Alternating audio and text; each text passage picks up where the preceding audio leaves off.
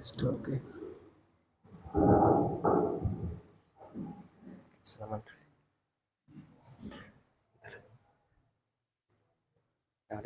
Assalamualaikum.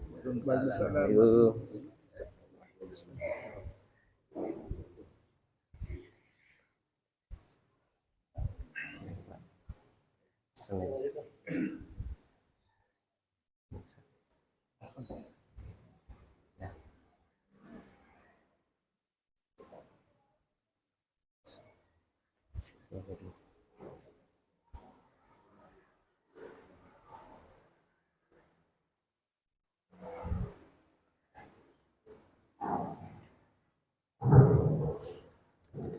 Bismillahirrahmanirrahim. Assalamualaikum warahmatullahi wabarakatuh.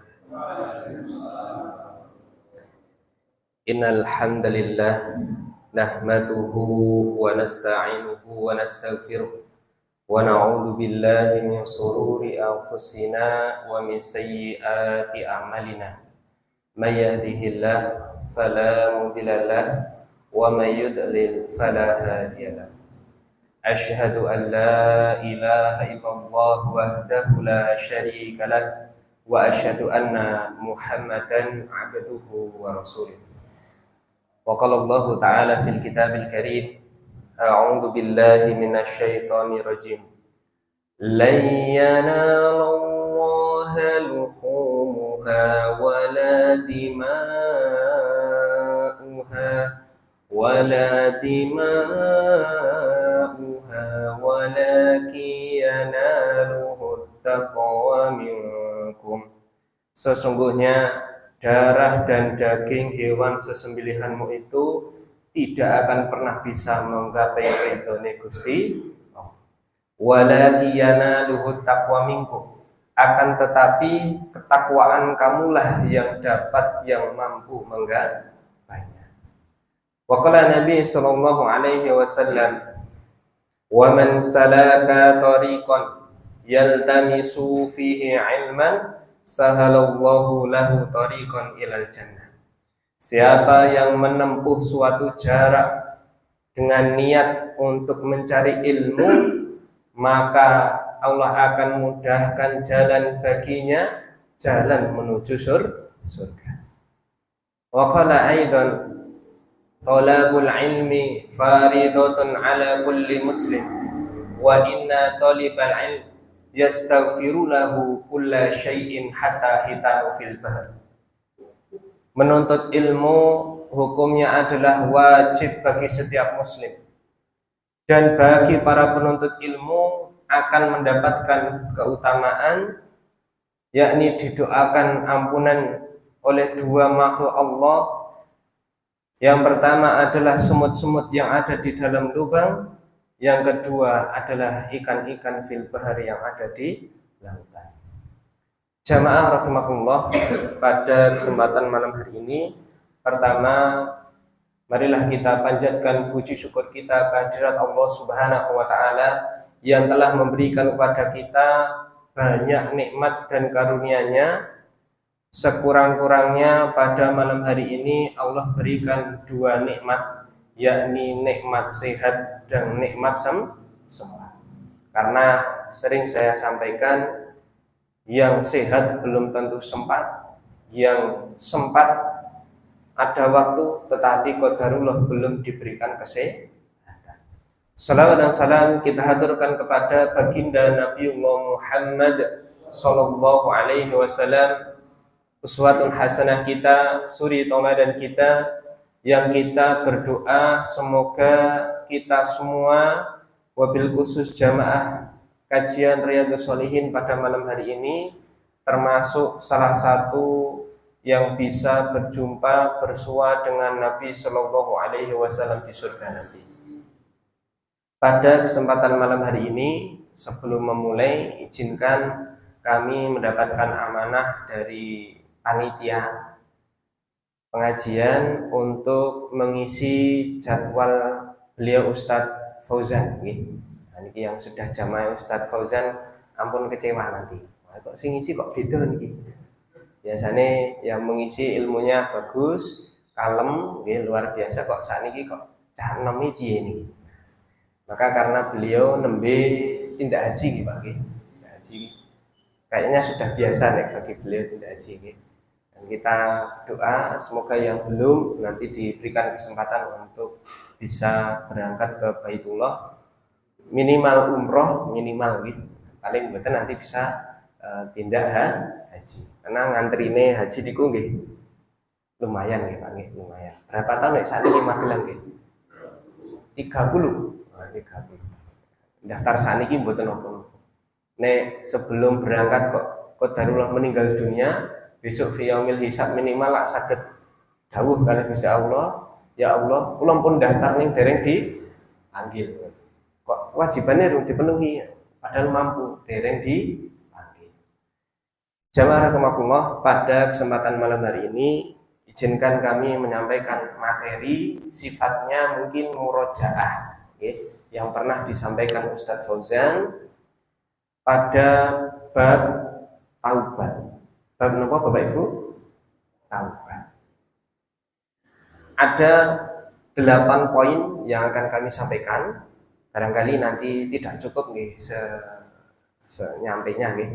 Yang pertama hukum taubat, yang kedua taubatan nasuha, yang ketiga taubatnya Nabi, yang keempat bagaimana Allah itu gembira atas orang-orang yang bertaubat. Yang kelima harus dan segera untuk bertaubat, wabil khusus pada orang-orang yang terjerumus dalam perbuatan syirik. Dan kita berusaha untuk senantiasa menyisipkan tauhid dalam kajian-kajian kita. Yang keenam, batas waktu taubat, dan kita akhiri yang ketujuh dan kedelapan kalau masih cukup waktunya dengan kisah taubat. Yang pertama, hukum taubat. Para ulama sepakat tidak ada perbedaan. Hukum taubat itu hukumnya adalah wajib. Jadi orang yang melakukan perbuatan dosa kok kemudian dia bingung mau ngapain, maka hal yang wajib segera dia lakukan adalah bertaubat. Sedangkan orang yang menunda-nunda untuk taubat, maka menundanya ini sifatnya adalah dosa, haram. Sesuatu yang wajib kalau tidak dilaksanakan maka berdosa. Beda dengan yang sunnah. Sunnah nek mboten dilaksanakan lak mboten berdosa. Oke. Contoh sholat sunnah. Misal tadi ba'da maghrib ini kan sunnah. Nek tidak dilakukan rugi besar. Tapi dosa napa mboten? Mboten. Adapun untuk taubat niki wajib Bapak Ibu. Wajib.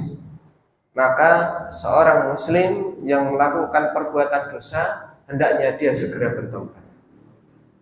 Kemudian yang kedua, hukum taubat di sini kita masuk pada bagian rukun taubat. Yang pertama adalah hukumnya adalah niat. Menghadirkan niat sungguh-sungguh untuk bertaubat. Yang kedua adalah berhenti dari kemaksiatan. Stop. Oke. Kalau dulu Ustadz saya memberikan perumpamaannya tadi. Ibarat tidur di ruangan ini ada 2 hal yang bisa kita lakukan. Nah, tidur di sini malam hari pintunya terbuka. Yang kedua pakai selimut. Oke. Ada orang taubat niku modelnya yang pakai selimut tapi pintunya tidak ditutup. Contoh untuk anak muda sering WA-an sama yang bukan mahram, tidak terjerumus pacaran, tetapi WA-an sama bukan mahramnya tetap berjalan. Ini contoh. Walaupun dia tidak pacaran, tidak terjerumus dalam perbuatan dosa secara langsung, tetapi besar kemungkinan nanti dia akan terjun ke sana. Ibarat orang cuma pakai selimut. Beda dengan orang yang pakai selimut juga ditutup pintunya. Ditutup pintunya, di WA stop. Oke. Ya WA untuk hal-hal yang tidak berhubungan. Yang pertama, berhenti dari kemaksiatan. Ini yang paling berat, Pak. Karena biasanya orang yang terjerumus dalam perbuatan dosa niku dia terjerumus dalam, ada istilah ini cuma istilah, lingkaran syaitan. Orang yang melakukan perbuatan dosa, contoh minum khamr. Contoh, orang yang biasa minum khamr, kalau dia punya masalah, kira-kira dia akan ambil air wudu, berangkat ke masjid, nopo tumbas botol malih. Tumbas botol biasanya. Oke. Maka yang kedua, stop, berhenti. Yang ketiga, bertekad kuat untuk tidak mengulangi kembali. Kemarin saya masih ingat betul ada teman saya yang konsultasi, tapi lucu Pak sebenarnya. Karena istrinya izin mau ikut acara reunian waktu SMA dulu. Sedangkan tahu persis Pak, dulu di SMA itu istrinya punya mantan pacar 3 tahun selama di SMA. Nah, mantan pacarnya ini kemungkinan hadir Pak. Diizinkan apa betul? Nah ya diizinkan dengan syarat suaminya ikut. Nih. Kalau suaminya nggak boleh ikut, nggak bisa diizinkan. Karena apa? Karena yang ketiga, bertekad kuat untuk tidak mengulangi kemaksiatan. Perselingkuhan di Indonesia, Pak, ini menarik. Saya pernah membaca dalam sebuah riset, 80% lebih perselingkuhan di Indonesia itu terjadi dengan orang lama.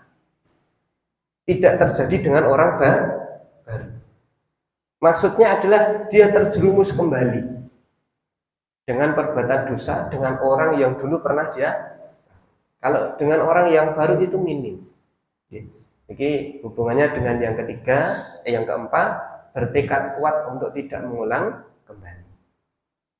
Kemudian yang kelima, wabil khusus ternyata para ulama ada pembagian. Ketika dosanya itu sifatnya adalah dosa habluminan nas. Kita lihat sumber-sumber dosa. Yang pertama habluminallah, yang kedua habluminan nas. Ketika dosanya itu habluminallah, cukup 5 rukun tadi selesai. Tetapi ketika dosanya habluminan nas, tobatnya lebih ribet. Tobatnya lebih berat, tambah 1 lagi. Yakni harus mengembalikan hak saudaranya. Tergantung perbuatan dosanya no. Maka besok di akhirat yang paling repot niku adalah orang yang punya dosa, tetapi dosanya niku sifatnya dosa habluminan nas. Dosanya kepada sesama manusia harus dikembalikan haknya. Enggak cukup 1 2 3 4 5 tadi enggak cukup. Contoh, kula gadah utang kali panjenengan. Nggih. Wah, kula le salat petel, Pak. Wah, le salat top munggah haji bareng. Tapi utangnya mboten tak bayar. Dosane kira-kira hilang sendiri napa mboten? Nggih, mboten. Utangnya lunas piyambak napa mboten? Mboten. Harus kita bayar, baru dosanya hilang. Contohnya seperti itu. Semua dosa habluminan nas tambah 1 rukun lagi mengembalikan hak saudaranya yang sudah didolimi. Kemudian yang kedua, taubat niku adanya nggih taubatan nasuha. Taubat niku adanya nggih taubatan nasuha. Allah sebutkan dalam Quran surat At-Tahrim ayat 8, A'udzu billahi minasyaitonir rajim. Ya ayyuhalladzina amanu tubu ilallahi taubatan nasuha. Ya ayyuhalladzina amanu, wahai orang-orang yang beriman, tubu ilallah, bertaubatlah kalian semuanya kepada Allah dengan taubatan nasuha, dengan taubat yang sebenar-benarnya, taubat yang sungguh-sungguh. Tidak boleh taubatnya niku tidak sungguh-sungguh. Contoh, ketika sebelum bulan puasa kemarin ada anak muda yang tanya pada saya, karena kan puasa niku kita berbohong saja, niku kan pahala puasane gugur nih Pak. Hanya bohong. Belum lagi kok dosanya lebih besar daripada berbohong. Maka ada anak muda yang tanya, Ustadz, kalau pas saya bulan puasa pacaran pripun? Ya jelas satu, dosanya lebih besar. Ini karena melakukan perbuatan yang haram di bulan suci ya. Yang kedua, pahala puasanya hilang. Yang ketiga bisa batal tergantung kadar pacarannya itu sebatas apa. Ya bisa batal, bisa tidak. Tapi yang unik adalah anak muda itu menyampaikan ngeten iki, Pak. Pripun nek sebelum Ramadan niku kita putus dulu. Oke. Nanti setelah Ramadan pripun, Pak? Balikan meneh. Nggih. Nah, nanti pas Idul Fitri ya langsung balikan. Maka saya sampaikan, nek taubat itu ya nasuha. Nggih. Kak tobat kok enggak ada nasuhannya, tobat enggak sungguh-sungguh niku enggak diterima oleh Allah. Enggak ada tobatan setengah-setengah. Loh kok bisa dibilang enggak nasuha pripun? Sebelum taubat, Pak, sudah merencanakan setelah taubat dosa mandi. Le taubat durung dilakoni, tapi sudah merencanakan aku tak taubat dhisik, lebar taubat aku tak maksiat meneh. Makanya tidak bisa disebut dengan taubatan nasuha. Ya. Maka orang yang taubat niku harus totalitas, Pak. Itu. Kemudian yang ketiga, bagaimana dengan taubatnya Nabi Sallallahu Alaihi Wasallam? Ada dua hadis. Yang pertama riwayat Bukhari nomor 6307 dan Imam Muslim nomor 2702, Abu Daud nomor 1515. Yang pertama yang paling sahih dulu riwayat Bukhari. Diriwayatkan dari sahabat Abu Hurairah radhiyallahu anhu. Sami'tu Rasulullah sallallahu alaihi wasallam. Mendengar Rasulullah sallallahu alaihi wasallam yaqulu, beliau bersabda, wallahi inni la astaghfirullah wa atubu ilaihi fil yaum aktsara min 70 marrah. Innallah wallahi Rasulullah ngandika, wallahi demi Allah, inni la astaghfirullah, sesungguhnya saya memohon ampun kepada Allah, wa atubu ila, dan bertaubat kepadanya dalam satu hari lebih daripada 70 kali. Niki Kanjeng Nabi, sing sampun dijamin masuk surga. Maksum kalau punya dosa dia akan diampuni oleh Allah Subhanahu wa taala. Beliau akan diampuni. Nah, sedangkan kita, Pak, kita niku lak maksum mboten gitu. Mesti mlebet surga nggih? Mboten. Maka hendaknya kita paling tidak mencontoh Kanjeng Nabi. Nek sehari 70 kali niku nggih kula mboten nate.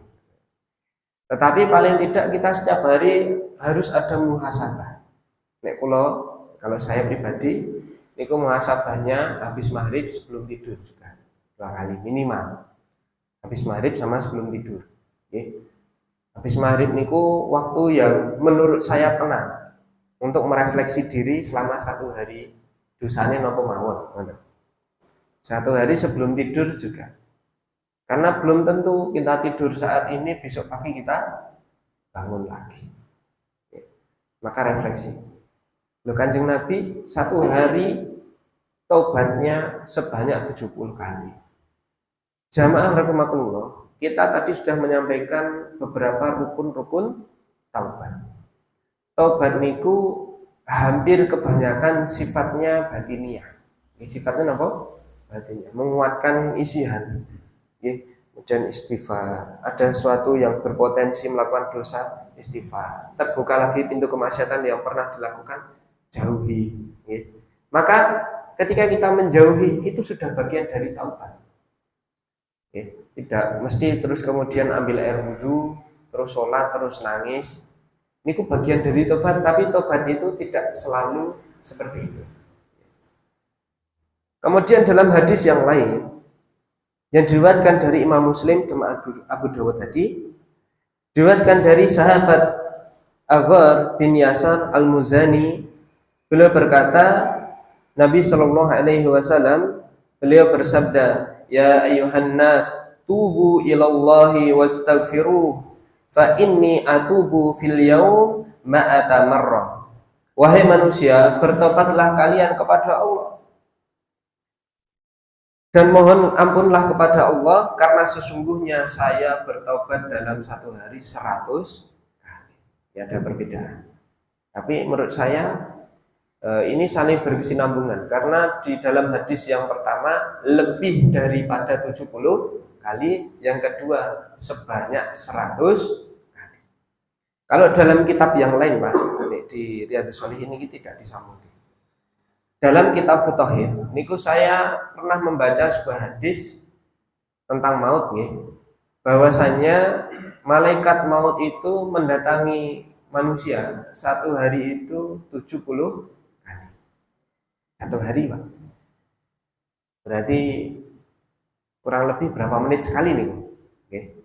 Kalau 75 70 dibagi 24 ya kurang lebih 1 jam 3 kali, kurang lebih gitu. Ini tempatnya bisa kita hitung. 20 menit sekali malaikat maut mendatangi kita. Maka ketika kita melakukan perbuatan-perbuatan maksiat, kok tidak segera bertaubat, memperbesar kemungkinan untuk mati dalam keadaan su'ul khotimah. Maka sebaliknya, orang yang senantiasa bertaubat, melakukan perbuatan dosa, kemudian dia bertaubat, memperbesar kemungkinan dia untuk husnul khotimah. Saya pernah membaca pendapat dan nasihat seorang ulama, saya lupa nama beliau, ulamanya sinten. Nek mboten klien itu Imam Syafi'i, yang menyampaikan semakin kita menganggap besar sebuah dosa. Jadi ada orang menganggap dosa yang dilakukan itu besar, semakin memperbesar anggapan terhadap sebuah dosa, semakin kecil dosa itu di hadapan Allah Subhanahu wa Ta'ala. Sebaliknya, semakin kita menganggap kecil remeh sebuah dosa, maka semakin besar dosa itu di sisi Allah Subhanahu wa Ta'ala. Jadi hanya pendapat seorang ulama. Tapi menurut saya ini nasihat yang luar biasa. Ketika seorang meremehkan perbuatan-perbuatan dosa, ternyata dosa itu besok di akhirat akan menggerogoti pahalanya. Kemudian kita masuk ke bagian yang keempat. Bagaimana Allah Subhanahu wa Ta'ala memandang, melihat hambanya yang bertaubat.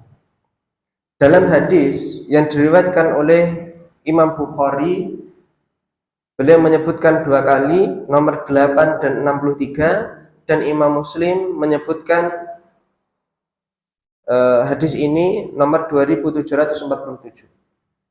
Diriwayatkan dari An Abi Hamzah An-Nas bin Malik, dari Abu Hamzah Anas bin Malik Al-Ansari, pelayan Nabi Shallallahu Alaihi Wasallam, bahwasanya Rasulullah Shallallahu Alaihi Wasallam bersabda, qala Rasulullah Shallallahu Alaihi Wasallam, Allahu afrahu bi taubahi abdihi min ahadikum saqata ala ba'irihi wa qad adallahu fi ardi falah.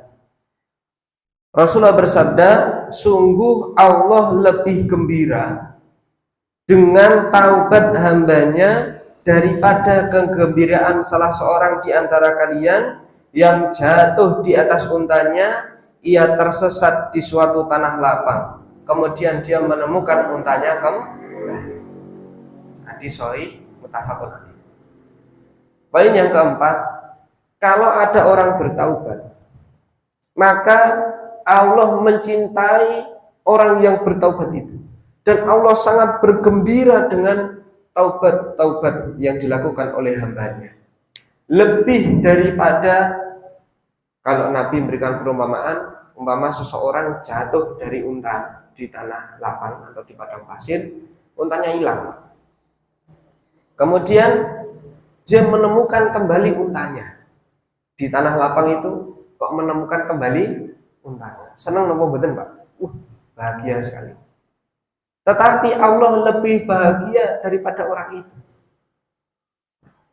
Maka sering saya dapati, alhamdulillah kalau di kajian-kajian Masjid Muhammadiyah terutama, kalau di daerah Borobudur mungkin masih agak jarang. Kalau di Mertoyudan, Pak, niku sudah sering kita dapati ada teman-teman saudara kita jamaah yang dulu mungkin punya masa kelam, tetapi sekarang sudah bertahun. Ketika dulu saya mondok di At-Taqwa Al-Islami, ada sebuah acara, ketemu sama salah satu santri dari Yogyakarta, Pak. Beliau masuk di acara Tafid RCTI. Matanya ini udah ditindik, Pak.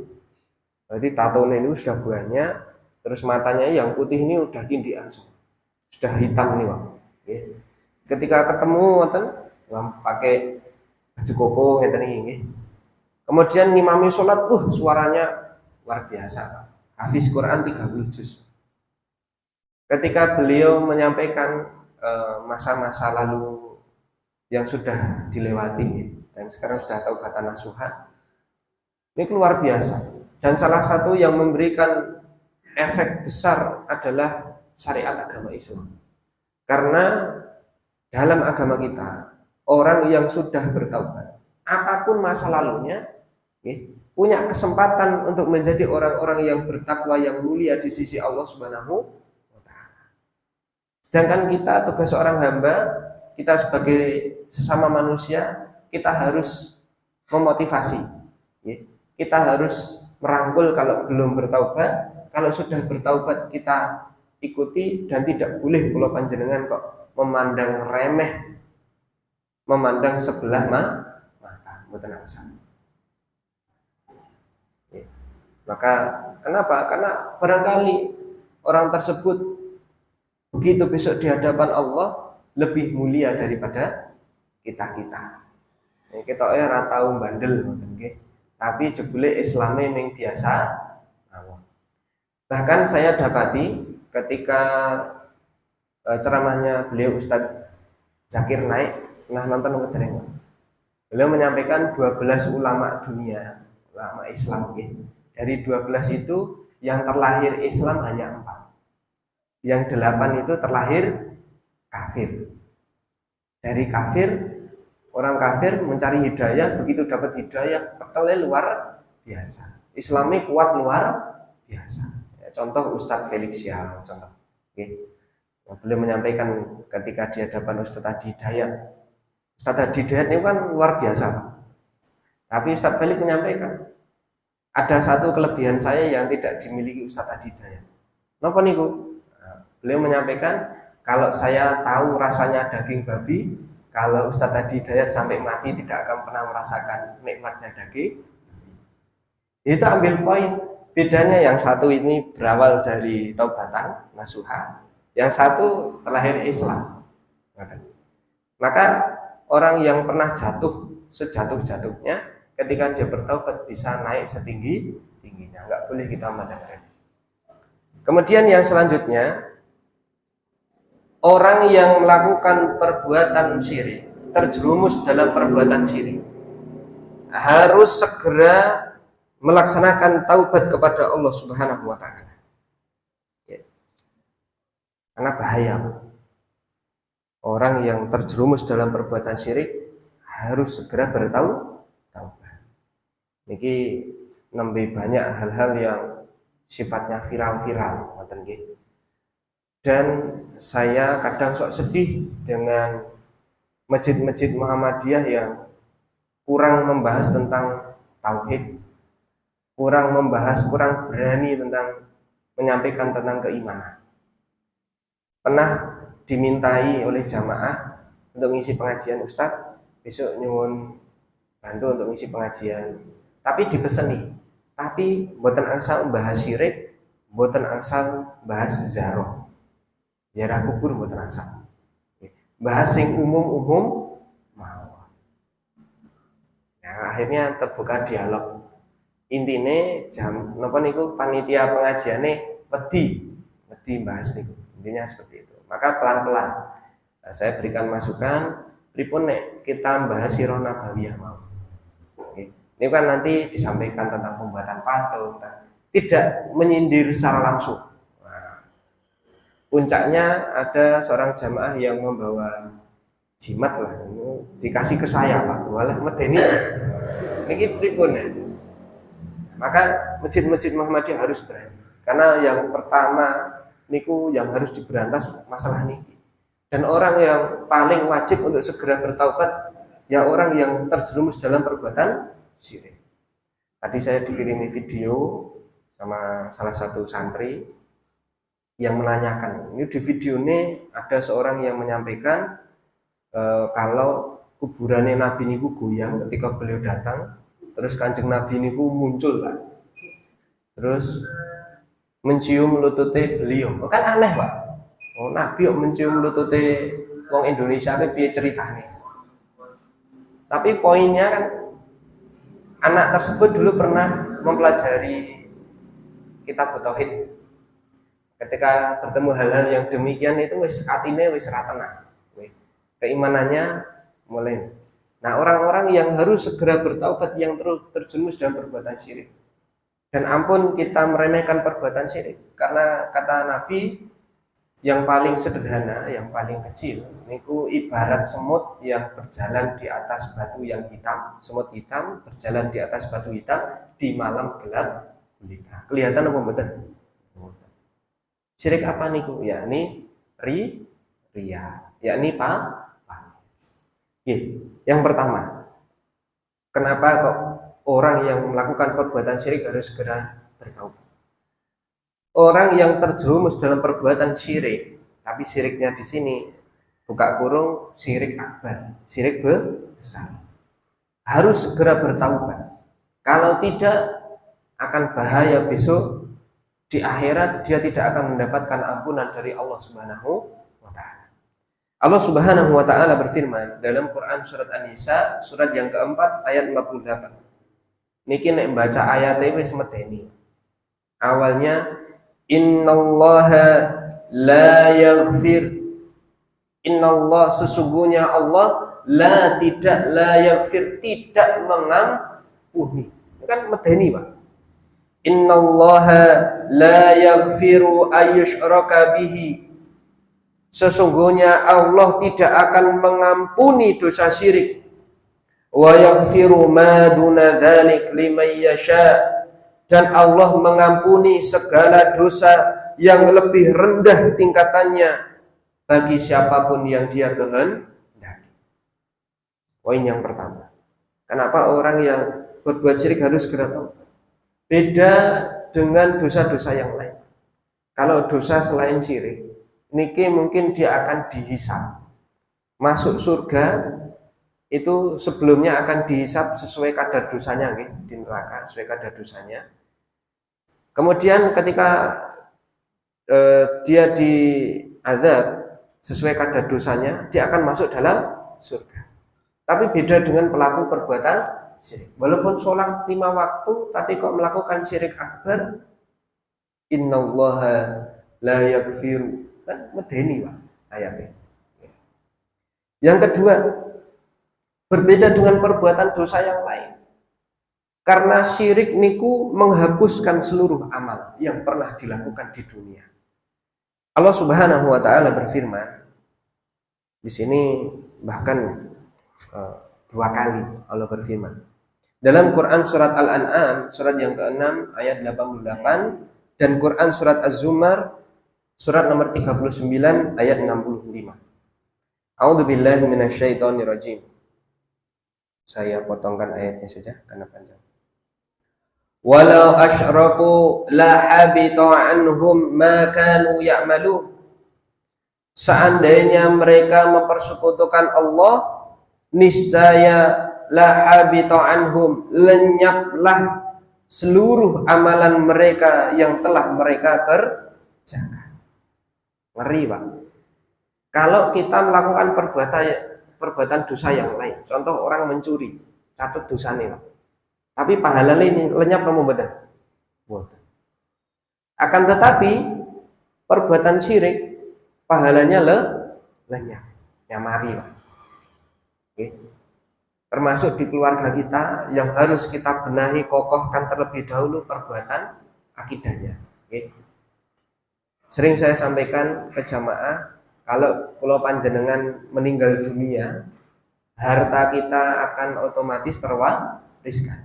Tetapi tidak dengan iman dan takwa kita. Belum tentu panjenengan imane bijine 100 kok, putrane nggih 100. Maka butuh perjuangan untuk mewariskan keimanan itu kepada anak-anak kita. Kemudian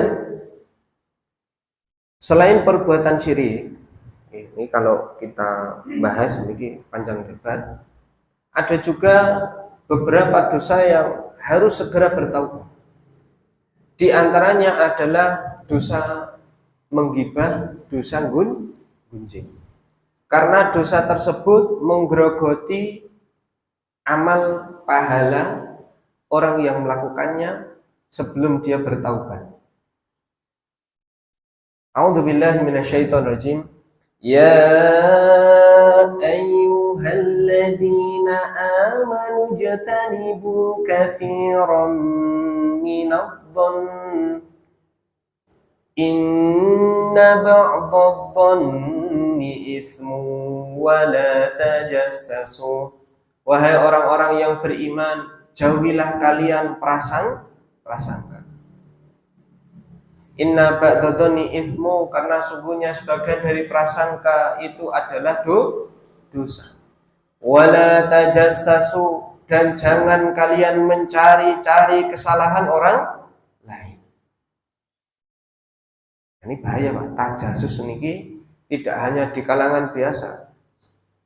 Beberapa jamaah niku pernah menyampaikan, ini kula mboten tertarik karena ada pengajian di luar Muhammadiyah nggih. Niku ada pengajian kok ustadz niku gawane ming tajassus. Ustadz ning mencela ustadz lain. Ilmune mboten disampaikan. Niki bahaya, Pak, sing ngoten. Wala tajassasu wala yaghtab ba'dukum ba'dha. Janganlah kalian mencari-cari kesalahan orang lain dan janganlah kalian menggunjing antara satu dengan yang lainnya.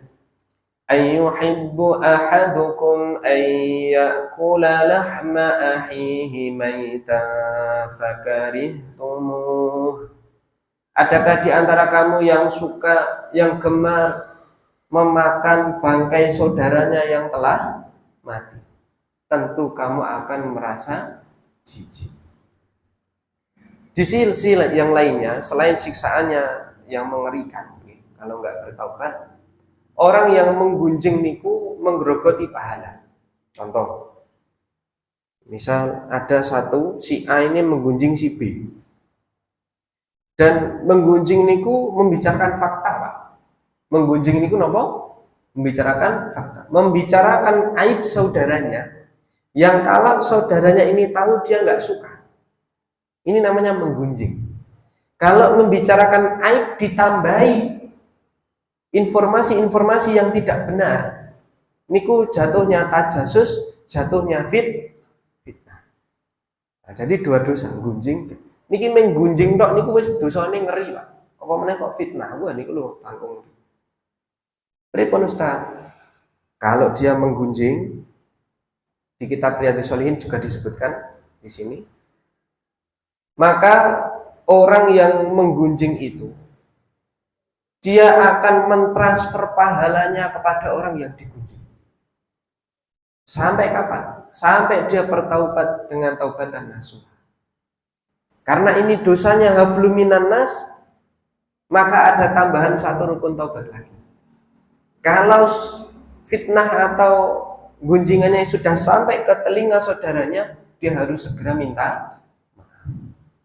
Kalau belum terdengar, dia harus menghapus isu-isu yang sudah beredar. Pripun lajeng menghapus isu ini, Pak? Repot apa betul?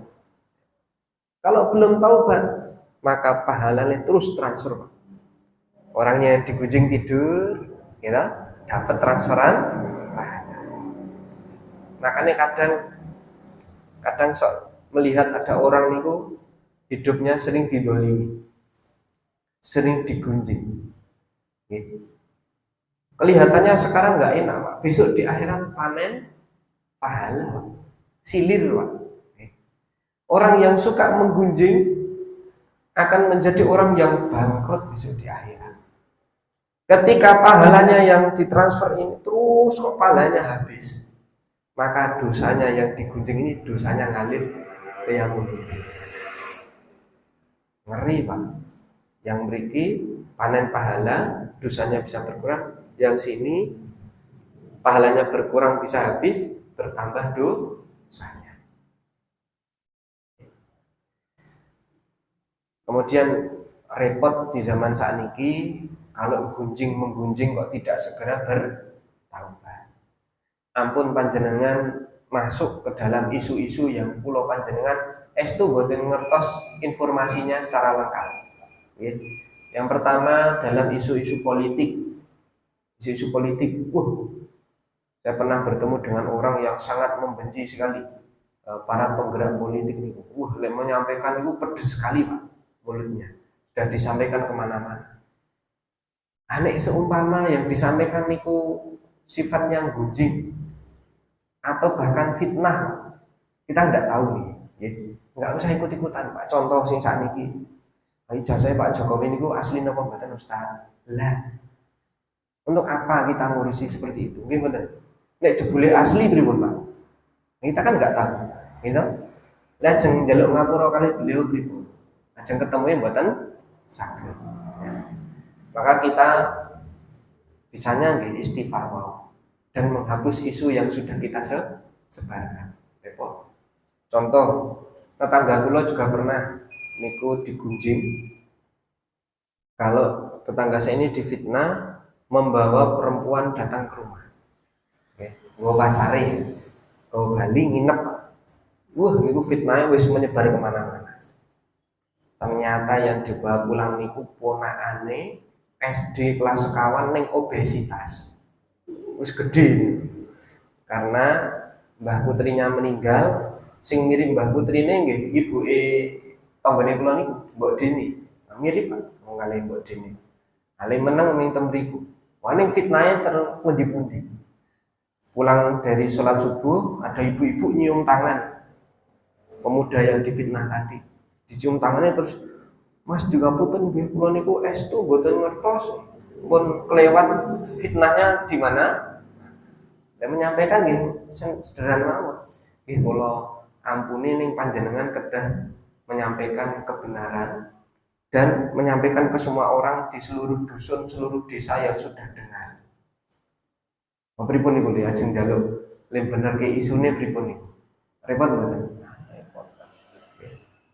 Ini jamaah rahimakumullah, mungkin untuk kisahnya tidak sampai nggih waktunya nggih. Jadi yang ke-7 dan ke-8 ada kisah-kisah yang luar biasa dari kitab Riyadhus Shalihin yang bahkan sampai sepanjang 8 halaman.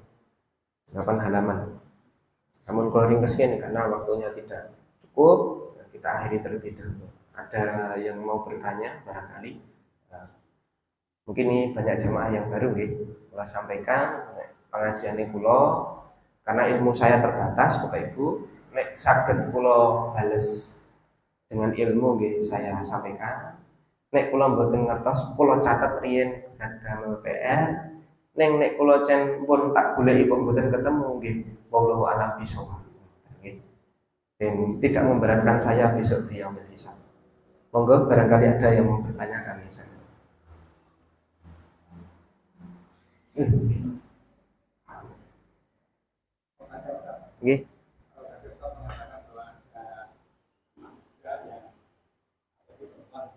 Nggih.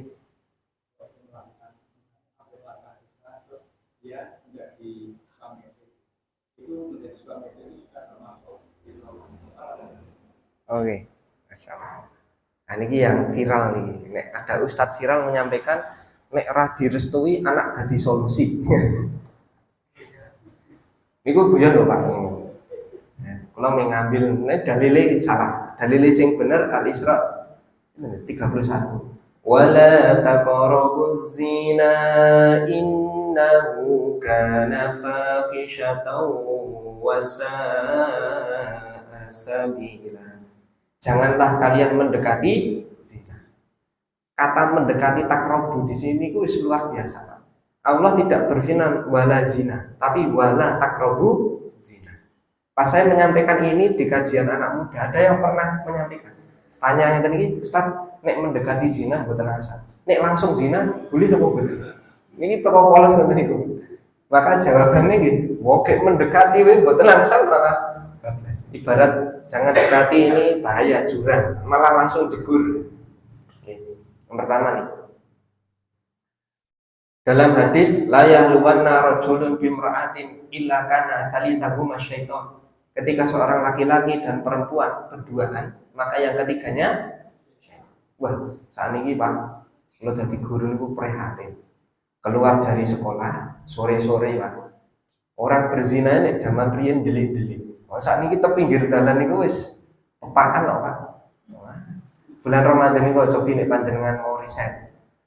Makan rumah makan ketika malam hari, sore hari nggih buka bersama. Niku sing kebak niku sing pacaran apa sing sudah berkeluarga, Pak? Pacaran. Oke. Nah, pertanyaannya kembali gitu. Kalau sudah menikah pripun? Wongnya pacaran. Endingnya menikah. Nah, jawabannya adalah sebelum menikah niku sudah taubat apa dereng? Oke. Harus ada waktu taubatnya dulu. Kalau belum bertaubat sampai dia menikah belum taubat, maka dosanya tetap. Tapi kalau dia sudah bertaubat dengan taubatan nasuha, kemudian dia menikah, maka dosanya yang lalu diampuni oleh Allah Subhanahu wa taala. Dan saya sampaikan dalam hukum Islam, ketika kita mengetahui aib saudara kita khusus bagian zina, kalau saksinya itu kurang dari 4, maka wajib bagi dia untuk tutup mulut, tutup mata. Kalau saksinya kurang dari 4, tidak boleh dilaporkan. Kalau dilaporkan, yang melaporkan kok sendiri, yang melaporkan bisa dicambuk 80 kali. Kewajiban bagi saudaranya memberikan supaya saudaranya yang zina itu untuk taubat. Dinasihati, ini 1 orang, ini 4 orang ini sudah kelewat batas. Batasannya seperti itu. Oke. Maka nasihat untuk kita semua, termasuk kita harus mengawal putra wayah. Kemarin tonggone kula Pak, prihatin kula. Tonggone kula kemarin hilang perempuan. Oke. Terus ya diusahakan oleh anak-anak muda, oleh hilang Pak. Berapa hari nih, seminggu mau pinter digondol pacarnya. Begitu udah ketemunya di Kali Aprek. Ini tasih viral tentang Facebook misalnya. Ini sudah dikembalikan, bapak ibu udah stres Pak. Anek panjenengan kok putrane misalnya diculik pacari, pirang-pirang dino niku lah tasih saged berpikir jernih napa mboten. Ibarat harga diri sudah maka kita jaga keluarga kita harus keras Pak. Anak muda saat ini kalau ketemu orang tua, Ustaz nek ngen kula niku nek pacaran angsal sing penting nang atau omah dijagani kalian jangan mboten malah nyediani tempat zina nih. Kita harus tegas, ini masalah akidah. Orang kafir mereka pacaran kafir gitu. Nah, orang Islam kok pacaran itu luar biasa dosanya ini. Apalagi orang tuanya tahu kok diem saja, besok panjenengan hisabnya lebih berat. Apalagi yang bapak-bapak ini wajib mendidik istri dan ya, mungkin ada tambahan lagi. Ambon masuk isya nih. Kita akhiri dengan baca hamdalah dan kafaratul majelis bersama-sama. Alhamdulillahirabbil alamin. Subhanakallahumma wa bihamdika asyhadu an la ilaha illa anta astaghfiruka wa atubu ilaik. Banyak salah dan kurangnya itu dari saya pribadi, dan karena kekurangan saya mohon maaf sebesar-besarnya.